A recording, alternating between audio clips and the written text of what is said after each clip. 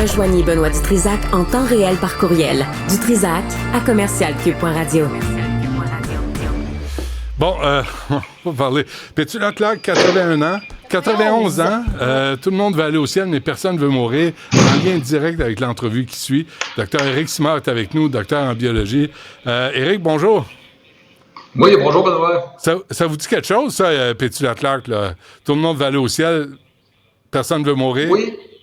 Parce que, oui, ça me dit quelque chose, mais je suis quand même né en 75 en passant, donc j'ai la même non, c'est avant votre temps, mais on est capable de savoir ce qui s'est passé avant notre naissance. Mais ça, là, moi, j'ai toujours trouvé que c'était très représentatif de notre culture occidentale. Tout le monde va aller au ciel, mais personne ne va mourir. Et aujourd'hui, dans la Gazette, je lisais sur le rapamycine. C'est quoi? Qui vous appelle, là? Ah, c'est... Oui, il y a un appel en ligne en même temps. Oui, la rapamycine, un médicament qui est utilisé. C'est quoi? Pour ralentir les processus du vieillissement. En fait, il faut savoir que c'est un médicament qui existe depuis très longtemps, qui a été découvert, bien sûr, sur l'île de Pâques par un chercheur montréalais même, donc de bactéries qui sont dans le sol, qu'on appelle des streptomycètes, qui est une molécule qui nous a appris, dans le fond, qu'on a des processus cellulaires qui règlent l'ensemble de toute la croissance et le développement, mais qui sont aussi responsables du vieillissement plus tard dans notre vie. Donc, cette molécule-là, qui est utilisée, entre autres, pour réduire les rejets de greffe, ou encore même pour traiter certains types de cancers, à plus faible concentration, en fait, à plus faible dosage, ont un impact direct sur la vitesse du vieillissement cellulaire. Mais là, j'ai lu, Éric, que ça a été découvert, vous l'avez dit, un Montréalais, à l'île de Pâques, dans le Pacifique Sud, en 1964, il y a 60 ans, mais je comprends pas comment on l'a isolé, comment on l'a identifié. Écoute, Benoît, c'est des bactéries du sol qui vont transformer en fait le sol, puis pour se protéger elles-mêmes de tous les éléments extérieurs, vont produire une foule de molécules. En fait, on a environ 80% de nos antibiotiques qui viennent de ces bactéries-là. Donc, fort probablement qu'à l'époque, étant donné que là, ils isolaient une nouvelle espèce, les streptomycètes, ils ont dû s'attarder au type de molécules que la bactérie produisait dans l'espoir probablement de trouver des nouveaux antibiotiques. Et la molécule en question, la rapamycine, avait un effet du côté des moisissures. Pas nécessairement un bon antibactérien, mais c'est un anti-moisissure, mais avait un effet très, très fort, en fait, sur le système immunitaire puis sur le ralentissement de la croissance. Et c'est utilisé maintenant aussi, même dans certaines applications médicales, volontairement pour ralentir la croissance quand ils ont des excroissances ou des problèmes chez l'enfant, souvent, où on va avoir une croissance trop rapide, par exemple, de membres. On va essayer de ralentir volontairement la croissance. On va utiliser la rapamycine. Ouais. Écoute, moi, je trouve ça complètement fascinant parce que là, l'étude est publiée dans The Lancet, là. C'est pas le catalogue Ikea, là. C'est crédible. Oui, bien écoute, ça fait quand même, je te dirais, une quinzaine d'années qu'on sait qu'on va être en mesure d'agir sur le ralentissement du vieillissement humain. Donc, ça fait quand même longtemps, d'un point de vue scientifique, que c'est écrit dans le ciel, si tu veux, qu'on sait qu'on va être en mesure de ralentir le vieillissement. Et là, les travaux sur la rapamycine, c'est pas d'hier, il y en a eu vraiment tout un paquet. Là, ce que The Lancet a fait, c'est ce qu'on appelle une revue systématique. C'est qu'ils sont allés regarder tout l'ensemble des démonstrations cliniques qu'on a. Ce qui est intéressant, c'est que là, c'est de la démonstration clinique chez l'humain, parce que des données chez l'animal, on en a vraiment beaucoup. Ils sont allés publier sur le fait qu'on a un impact réel au niveau de la peau qui semble être évident, sur le système immunitaire, puis sur la santé cardiovasculaire. Et c'est sûr que, de faire des recherches sur le vieillissement, ou ce que, pour bien faire, ça nous prendrait des études cliniques qui vont durer genre 75 ans, on n'en est pas là, puis c'est pas demain la veille. Mais aujourd'hui, on est en train de développer des nouveaux outils. Puis je te dirais, ce qui est intéressant, c'est qu'actuellement, au Québec, moi-même, en fait, j'ai mis en place un programme de recherche pour développer un nouvel outil pour aller mesurer plus finement le vieillissement humain, puis être en mesure, justement, d'étudier des impacts de des molécules de ce type-là beaucoup plus facilement. Et là, ça touche le système immunitaire, le cardiovasculaire. Comment ça l'affecte? Là? Comment c'est quoi? Ça le protège? Écoute, c'est une question, c'est extrêmement complexe, honnêtement. C'est comme si je te disais que toutes les maladies, parce que l'article raconte aussi qu'ils sont en train de le tester pour la dégénérescence nerveuse, l'Alzheimer éventuellement. Ouais. C'est que toutes les maladies associées au vieillissement ont une racine commune qui est comme la poussée de l'organisme à vieillir, en fait, qui va augmenter les risques de développer ces maladies-là, puis la vitesse de développement de ces maladies-là. Fait que là, c'est évident, en fait, si on comprend bien la chose, que si on réussit à agir sur cette racine-là du vieillissement, on va avoir des impacts sur une multitude de maladies associées, dont justement le cancer, les maladies cardiovasculaires, le diabète de type 2, l'ostéoporose, écoute, l'Alzheimer, justement. On va réduire les risques, et pour les gens qui seraient touchés, on va ralentir la vitesse de progression de ces maladies-là. C'est un domaine de la science, honnêtement, où on va faire des découvertes en santé humaine qui vont être extraordinaires. À court terme, là. Oui, on est rendu là, c'est évident. En fait, faut comprendre, le premier papier qui a été publié qui disait qu'on était en mesure d'agir sur le vieillissement humain, c'est une évidence, ça a été publié en janvier 2015. En science, c'est relativement récent. Okay? C'était un changement majeur dans notre compréhension, parce qu'on a longtemps pensé que le vieillissement, c'est une question d'usure qui s'accumulait au fil des années, mais on a des organismes vivants qui vieillissent pas, hein? On a des organismes vivants qui maintiennent même la capacité de réparer tout type de membre, en fait, ou de se réparer complètement. Donc, d'un point de vue biologique, le vieillissement ne fait pas de sens. Et la raison de fond, en tant que telle, du vieillissement, si tu veux une explication simple que tout le monde est capable de comprendre, là, c'est qu'on va vieillir à la même vitesse qu'on va se développer, parce que passé l'âge adulte, la croissance continue, malheureusement, et c'est une poussée inutile d'un point de vue biologique. Autrement dit, c'est comme si on avait encore une poussée de croissance, mais on ne grandit plus, et ça nuit à notre fonctionnement cellulaire. Fait que si on est capable de ralentir cette poussée de croissance-là, on va ralentir le vieillissement. Et c'est la raison pour laquelle une souris qui se développe très rapidement, à 21 jours de gestation, ne vivra pas plus que 3 ans. Un éléphant qui a 18 mois de gestation va vivre au moins 60 ans. C'est vrai pour tous les mammifères. Donc, la molécule en question qu'on parle aujourd'hui, la rapamycine, freine les processus de croissance. Fait que plus tard dans notre vie, elle va freiner les processus de vieillissement. Mais là, quand on parle de vieillissement, Éric Simard, est-ce qu'on parle juste de l'intérieur ou aussi de l'extérieur? Parce que si t'es jeune en dedans, mais t'as l'air vieux en dehors, t'es pas plus avancé, non? Le beau de la chose, c'est que c'est réellement tout l'organisme au complet. Puis ouais. Point tel, en fait, Benoît, oui. Il y a eu une étude qui a été publiée par le NIH américain, si vous voulez, l'Institut de la santé américaine, il y a plusieurs années, en fait, sur les macaques japonais, qui a fait la manchette à l'échelle internationale. C'était publié en 2014 parce qu'ils ont montré des images de macaques japonais qui ont fait de la restriction calorique. Parce que faut comprendre que pour ralentir le processus du vieillissement, tu as des molécules qui vont être capables de le faire, comme la rapamycine, qu'on va appeler des gérosuppresseurs, ralentir le vieillissement. Mm-hmm. Et tu as aussi le jeûne.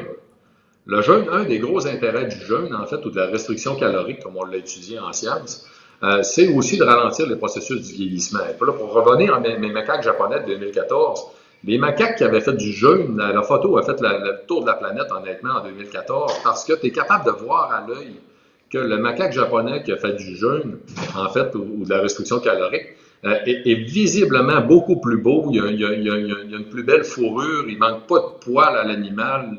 À l'œil, on se rend compte de la différence versus celui qui a vieilli normalement, naturellement.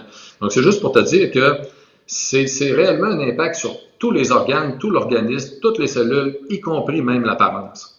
C'est fou, ça. Mais, et on me parlait aussi, Éric, de l'inflammation, là, beaucoup. Tu sais, Richard Béliveau, mon cardiologue, parlait de l'inflammation qui causait aussi des problèmes de santé. Est-ce que ça a un lien avec le vieillissement? Oui, bien sûr. En fait, le domaine de l'inflammation, là, il y a une belle image qu'on peut utiliser qui est le fait d'avoir un petit feu de foyer, si tu veux, qui brûle tout le temps à l'intérieur de nous. Que malheureusement, on va entretenir sans le savoir par des mauvaises habitudes de vie. Et ce petit feu-là va alimenter plus fortement le développement des maladies ou les risques de développer différents types de maladies. Mais ce feu-là va augmenter tout au long, en fait, de nos processus de vieillissement et va accélérer le développement de certaines maladies. Et en anglais, on va même avoir un terme qu'on utilise, qu'on appelle l'inflammaging, donc l'inflammation reliée au vieillissement. Donc, d'un côté, c'est un cercle vicieux où plus tu en fais, plus tu vas en faire, plus ça va accélérer le développement de certaines maladies ou accentuer les risques de les développer en tant que tel. Puis le contraire est vrai aussi. Plus tu vas réduire ton inflammation, plus tu vas réduire tes risques de plein de maladies. Fait que oui, ça a un gros impact, mais c'est pas un point, comment je te dirais, c'est pas la racine même des raisons du vieillissement, c'est un accélérateur. OK, les gens ne savent pas, hein? Personne ne sait ça, mais Éric Simard, tu as 102 ans, hein? Et personne... Écoute, je voulais pas le dire, 125, Benoît. 125. Mais il y a quelque chose que tu as compris là-dedans. Là. Mais sérieusement, dans ta vie, quand on travaille là-dedans, là, c'est sûr qu'on s'approprie les connaissances qu'on développe. Alors, dans ta vie personnelle, qu'est-ce que tu as compris, toi, pour prendre soin de ta santé? Écoute, il y a beaucoup d'éléments, tu as raison. Avant tout, si j'avais un seul conseil à dire à tout le monde, en fait, aujourd'hui, là, c'est qu'il faut tout faire. Ce qui a fait la grande réussite des centenaires, c'est le fait qu'ils sont vraiment excellents dans toutes les habitudes de vie, y compris celles dont on discute moins, comme par exemple la qualité des relations sociales, le type de personnalité que les gens vont avoir, le fait d'être relativement extraverti, d'être positif, d'avoir une grande capacité à exprimer nos émotions. Ça a un gros impact sur la façon dans laquelle on va vieillir. Ben oui, tout à fait. Écoute, honnêtement, en fait, d'un point de vue biologique, là, parce qu'on aime bien, nous autres, les chercheurs, on aime ça, c'est tout séparer les affaires, hein, tout compartimenté. Tu regardes l'élément qui va avoir le plus gros impact en nombre d'années sur l'espérance de vie humaine, c'est la qualité de la vie sociale. On estime qu'une personne vivant seule a 15 ans de moins d'espérance de vie qu'une personne qui a un grand cercle d'amis. À ça, il faut bien sûr ajouter la saine alimentation, la qualité, l'activité physique, la saine gestion du stress, de l'anxiété. Là-dedans, j'inclus la qualité du sommeil. Tu sais, tout ça va ensemble. Et là, une fois que tu as fait tout ça, hein, parce que la question des gyrosuppresseurs ne va pas permettre à des gens d'avoir des mauvaises habitudes de vie, puis compenser des mauvaises habitudes de vie en utilisant des molécules qui vont ralentir le vieillissement. C'est pas ça du tout. C'est que c'est un élément de plus, en fait. C'est que, en plus d'avoir toutes les saines habitudes de vie, quelqu'un qui veut augmenter encore plus ses chances, comme moi, ce que je fais, je prends différents gyrosuppresseurs. On en a découvert 21 nouveaux durant nos travaux de recherche avec l'Université Concordia, qui ont eu cours depuis 2013 ici au Québec, en passant. Et les travaux avancent encore. En fait, on est encore là-dedans en recherche. Ça va de soi que j'applique moi-même mes propres recommandations. Mais tu prends des gyrosuppresseurs. Est-ce que tu le sens? Est-ce que tu vois le résultat? Ah, ben c'est difficile à dire. Écoute, on s'en reparlera dans 30 ans. Je suis pas sûr d'être là. Il y a certains éléments, je te dirais, qui manquent quand même pas. Actuellement, pour une personne de mon âge, je suis de loin capable d'aller à un niveau de fréquence cardiaque maximale qui est très, très élevé. Tu sais, moi, je suis encore capable d'atteindre des 190, 195 de fréquence cardiaque maximale, tu sais, ce qui est des niveaux qu'on voit chez des gens de 20-25 ans. Ouais. Puis de la même façon, mon niveau de récupération à l'épreuve est vraiment génial. Là. Je suis capable de m'entraîner très fortement sans être raqué le lendemain. Tu sais, il y a beaucoup de choses. Je suis plus en forme actuellement que je l'étais à 30 ans, c'est pas mal. Donc, il y a quand même beaucoup d'éléments qui me tendent à dire que oui, en fait, tout ce que je suis en train de faire fonctionne très bien. Le livre sort quand? Mon livre, en 2025, écoute, si mon éditeur suit, puis là, il va rire s'il entend notre entrevue d'aujourd'hui, mais s'ils suivent les échéanciers, normalement, c'est en mars 2025 qu'on devrait sortir mon 5e livre, qui va être mon protocole de longévité carrément. Je vais aller beaucoup plus loin que les autres d'avant, en faisant beaucoup de recommandations, même basées sur des hypothèses de ce qu'on voit de la science qui s'en vient au cours des prochaines années. Là. Et je vais faire 63 recommandations qui vont s'appliquer à la fois des recommandations journalières, des recommandations hebdomadaires, puis des recommandations annuelles.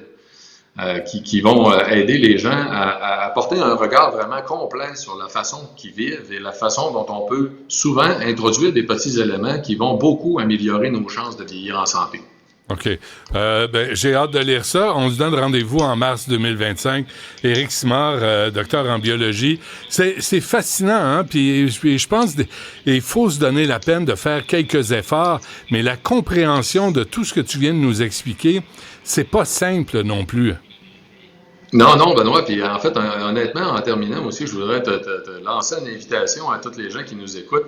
On a lancé en mars une étude ici au Québec pour le développement justement d'un nouvel outil pour mieux évaluer l'âge biologique des gens.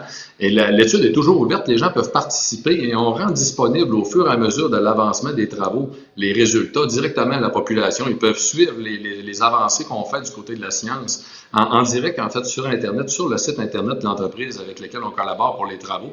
Et les gens peuvent nous écrire si ça les intéresse, en fait, de contribuer à la recherche sur le vieillissement à info@vitoli.ca. C'est info@vitoli.ca. Bon, parfait. Le message est lancé, puis je vais aller voir ça, parce que c'est vraiment fascinant, mais en même temps, on ne veut pas vivre jusqu'à 200 ans, là. Ben, la grosse différence, là, honnêtement, je ne veux pas mentir à personne, là, actuellement, on ne voit pas nécessairement la possibilité de dépasser le 120 ans maximal là, qui semble s'établir pour l'humain. Il y a quelque chose là dans la biologie qu'on ne comprend pas encore, en fait, Benoît, si tu veux qu'on soit vraiment très honnête. Il n'y a pas beaucoup de scientifiques qui en parlent, mais il y a quelque chose qu'on ne comprend pas là. C'est comme si on avait une espèce de date de péremption. Ce qu'on sait cependant qui est intéressant, c'est qu'entre aujourd'hui et 120 ans, on est capable de raccourcir énormément la période de temps durant laquelle on va être affecté par les maladies associées au vieillissement, à un point tel même que certains centenaires, que c'est en nombre de jours ou en nombre de semaines qui sont touchés. Tu sais, comme mon arrière-grand-mère à moi, là, si on la prend, en fait, elle avait jamais été hospitalisée. Elle est morte à 98 ans. Elle a été hospitalisée 2 semaines de temps. Tu sais, puis elle est morte avec toute sa tête, entourée de sa famille, en nous disant qu'elle était fière, qu'elle avait mené une très belle vie, qu'elle était contente, mais que son temps était venu, qu'elle était fatiguée. Puis, écoute, c'est épatant. C'est comme ça qu'on voudrait tous mourir, en fait. Oui. C'est fascinant. Dr. Éric Simard, un gros merci, Éric. À la prochaine. C'est un grand plaisir. Salut. À bientôt.